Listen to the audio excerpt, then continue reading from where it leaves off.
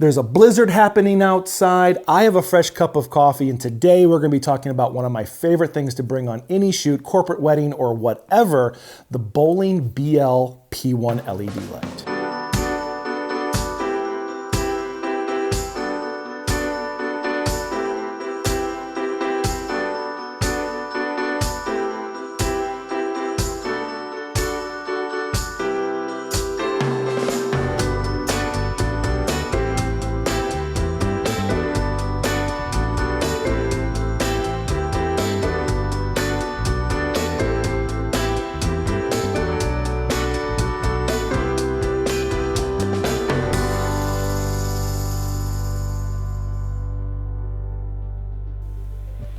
What's up, everybody? My name's Jason from Night Owls Media and For Love Films, and today there's a mild blizzard happening outside. I got a nice hot cup of vanilla coffee with me, and we are going to be talking about one of my favorite things to bring on any shoot, whether it be corporate, wedding, whatever, the Boling BL-P1 RGB LED light. Now, before we begin, I want to say that I am not being sponsored by Boling, though if one would magically appear on my doorstep, I would not turn it away.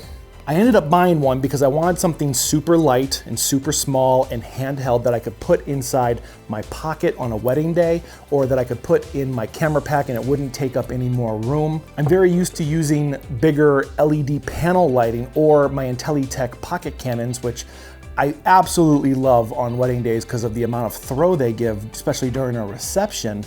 But I needed something that could be handheld, super small, and literally fit in my pocket. So I went around looking online, everything pointed to this, and the day I first bought one, it was on sale, so it was kismet, I just had to pull the trigger. Now, when I did a little bit of research on it, I noticed that it had a full color range, which was really exciting to me, but I hadn't really thought about that before. So when I got it, I started playing around with the color, and as you can see in the background, I love adding a little pop of color to a scene. It just makes things look a little more lively. So when I'm shooting with a client, I like to dial into the closest color to their brand, and I like to bring that color to life in their videos. Whether it be a nice orange or a nice blue, I think the color really brings out the branding elements in the clients without being annoying to the watchers. One of my favorite things about this is that there's no additional battery, so I don't have to worry about bringing another battery with. Everything's internal and it's charged through a USB-C type. Now, click it on. The thing gets really bright, and this is at 48%. Let's go ahead and bring this all the way down. This is 8% right here. One of my favorite things to do is I like to hold it over an image and spin it around. And what that does is it adds kind of like a glint and a shine to the image that we're looking at. And I love doing this with wedding rings because it makes the wedding rings really pop. So this is 8%. This is 30%. That's 50%. Let's go ahead and go all the way up. Like this is, oh God. So even at 100% at arm's length, it's way too bright. This is 30%. It's a heck of a lot for such a little light. So right now we're at 5600K, and of course, you know, that's daylight, but we can go all the way up to 8500, and this is mimicking your sunsets, and you can go all the way down to 2500, so you can get the heavy tungsten candlelight look you're going for. And speaking of looks, here's why I think this light's so cool. There are 360 different stops of color. The other night it was snowing, so of course I had to do a quick shoot, so I ran outside and I backlit the snow with the colors moving back and forth, and I wanted to see what color looked the best backlighting the snow, and I got some interesting results. And there's a bunch of presets. I'm only going to show you a couple, but this goes through the whole RGB spectrum really quick. This is a pulsating, I don't know if you can see this, it's pulsating a little bit. This is going through the settings pretty slowly. You don't want to contact the police for a nice little drive-by while you're doing your short film? Why don't you throw on the police lights and scare the hell out of your neighbors? You know what's really fun? Lightning. Spooky. If you really want to have fun, you can go to your mom's house in the middle of the night and turn on the ambulance lights.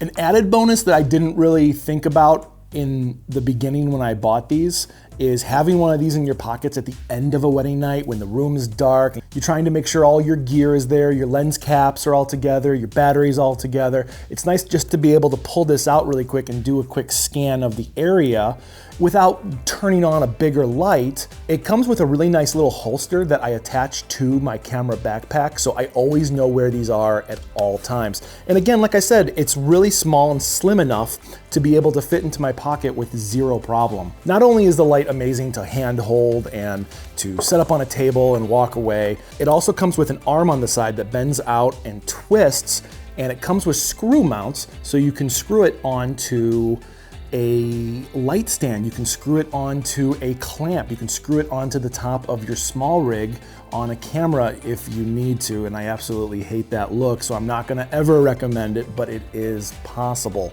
And I never really thought about this hook until I was at a shoot where I didn't bring any of my grip gear, but there was a hook on the ceiling and I just hung this like this, and we got a beautiful light going in the background, and it just made all the difference in the world. But it also works as a kickstand, where you can set it up and forget about it and angle it like you can see in the background, where it's angled up at the walls instead of being straight up or straight at the walls. It's angled at a 45-degree angle, so you get a nice spill of light.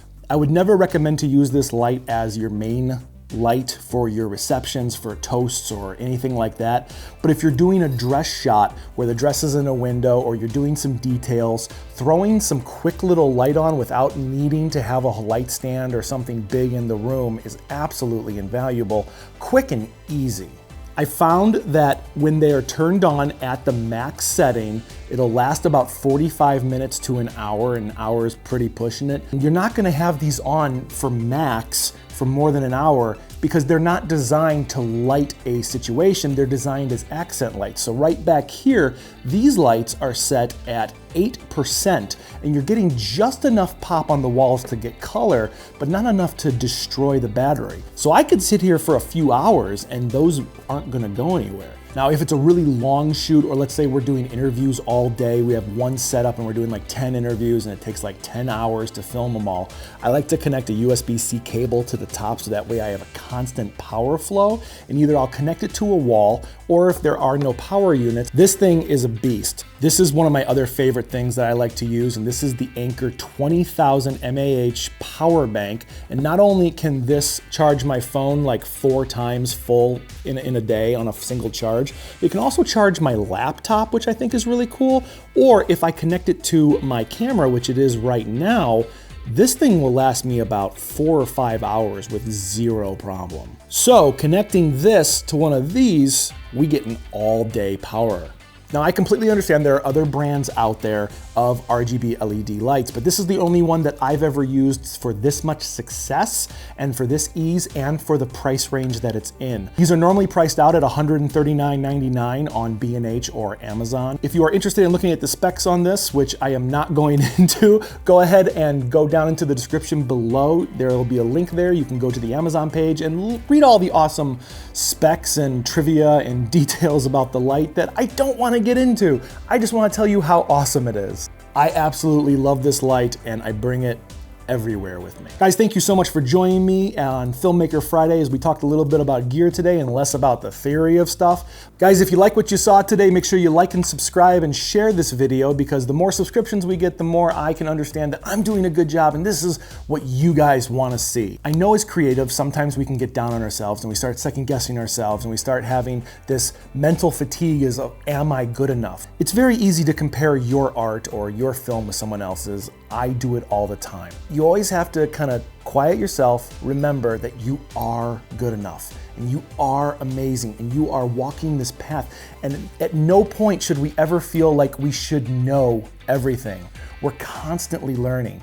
Everyone at every level is constantly learning and trying to be better. And on that note, if you are in this climate right now where the blizzard is happening, I hope you're staying safe and I hope you're being warm and I hope you're being better, and I hope you do something awesome today. Make sure you write down in the comments something you're doing video-wise today, whether it's creating video or something that you just wanna think about or talk about or discuss. I'm Jason from Night Owls Media and For Love Films, and I'll see you soon.